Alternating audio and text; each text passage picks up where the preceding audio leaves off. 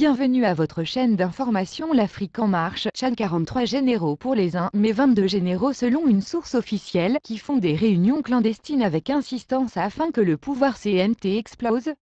De sources dignes de foi, les renseignements tchadiens sont sur le pied de guerre et plusieurs personnalités, officiers entre autres, sont écoutés car l'heure est grave en marge du pré-dialogue et du dialogue inclusif qui s'y prépare. Selon nos sources, une réunion de plusieurs généraux de l'armée en catimini aurait été démasquée grâce à un transfuge qui serait venu informer un proche du président de la transition. Le manège fut cassé dans l'œuf. Mais malgré cette découverte, certains officiers se réunissent sous prétexte de dîner entre amis ou parents, mais qu'en réalité ce sont des concertations d'insurrection. L'objectif de cette gens serait de déposer le pouvoir CMT qui selon eux n'obéit pas aux intérêts du clan et de la communauté. Dans la mesure du possible, ce qui n'était pas permis pendant le règne d'Idriss Déby, il devient un index et un mobile pour défier le président du CMT.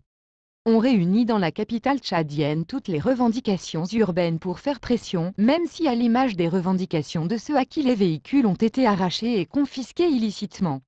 Les tentatives d'assassinat avec une intelligence extérieure. Il y a des rêveurs de tous les moments, pire il y a ceux qui pensent que le Tchad est un butin gagné depuis 1990 et rien ne pourrait déroger à la règle. Il faut souligner que si butin il y a en 30 ans, il y a déjà prescription. Le Tchad appartient à tous ses fils et filles et aucune communauté n'a le droit sur une autre, la constitution du Tchad l'exige. On fait mettre hors d'état le président de la transition Mahamat Idriss Déby parce qu'il est décidé à mener une transition jusqu'à son terme en ouvrant la voie à un pré-dialogue et un dialogue inclusif. Kogri Ahmed, considéré par certaines instances à l'international et national comme le meilleur chef des renseignements généraux de ces dernières années. Idriss Youssouf Boy parce que le simple tort serait d'être un secrétaire particulier auprès du PCNT, donc décideur de bloquer certains intérêts. Souleymane Adam, ministre de la Sécurité publique, vu comme l'individu qui n'est pas à sa place, et c'est lui qui a pris fait et cause dans l'affaire de Kazalima Amatassil. Le général Taher Erda, patron de la DGSS, y est devenu antipathique aux yeux de certains du clan Itno, qui veulent coûte que coûte son limogeage pour placer un des leurs et contrôler le PCMT. Le général Kerim Keno, patron des armées et qui tient mordicus au processus de transition et du dialogue. Arrestation des cadres civils et hommes d'affaires. Wagner fait tourner les têtes de certains. Si le projet de l'élimination physique réussit, le prolongement de la manœuvre serait d'arrêter Abakaradou Magar vu comme un obstacle à tout. Achak ibn Omar Paimi Padake, Abderrahman Koulamala, Oumar Idriss Déby, Daoussa Déby, Mahamat Zen Bada, Haroun Kabadi, Kolotou Chaimi, Mahamat Abderrahman Bedeh, Saleh Abakar Wadi Kundi, Abou Dachim. Cette entreprise funeste de déstabilisation se ferait avec le concours de Wagner, élément russe positionné en République centrafricaine. Au-delà des généraux subversifs, il y a quelques cadres coptes qui étaient jusqu'à très dernièrement des responsables de sécurité avant qu'un décret vienne les limoger de leurs responsabilités et les envoyer vers des postes non sensibles. L'enquête en cours sera déterminante et mettra sur la place publique plusieurs révélations, mais pour des mesures d'éviter un affrontement qui ferait tout voler, certains instigateurs sont identifiés et sont surveillés étroitement selon nos sources. La place des autres Tchadiens.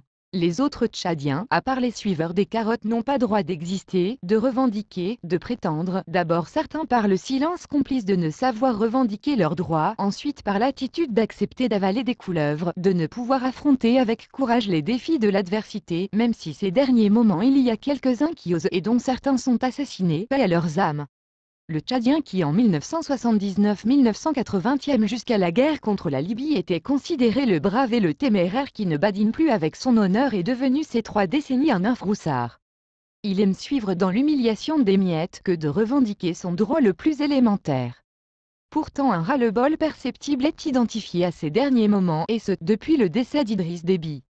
Beaucoup de nos compatriotes se disent fatigués d'être marginalisés de la sorte et sont prêts à en découdre même s'il faut aller chercher des armes là où il faut le trouver. Dans ces ingrédients s'entrevoit fort malheureusement le repli identitaire, communautaire que les autres leur imposent. Et c'est là que se trouve le grand danger. En somme, il n'y a pas mieux que le processus actuel, bien qu'on veut l'écorcher et tenser le CMT de déroger à la règle des intérêts communautaires. Il faut laisser le PCNT mener à bon port la transition débouchant sur le pré-dialogue et le dialogue inclusif et permettre aux Tchadiens de faire la paix des braves qui fatalement passera après tout par une assise de vérité, justice, réconciliation et réparation. Sinon ce sera la casse, et ceux qui pensent être gagnants aujourd'hui seront les grands perdants de demain. Eh bien n'oubliez pas de vous abonner à la chaîne pour ne pas rater notre prochaine publication. Au revoir.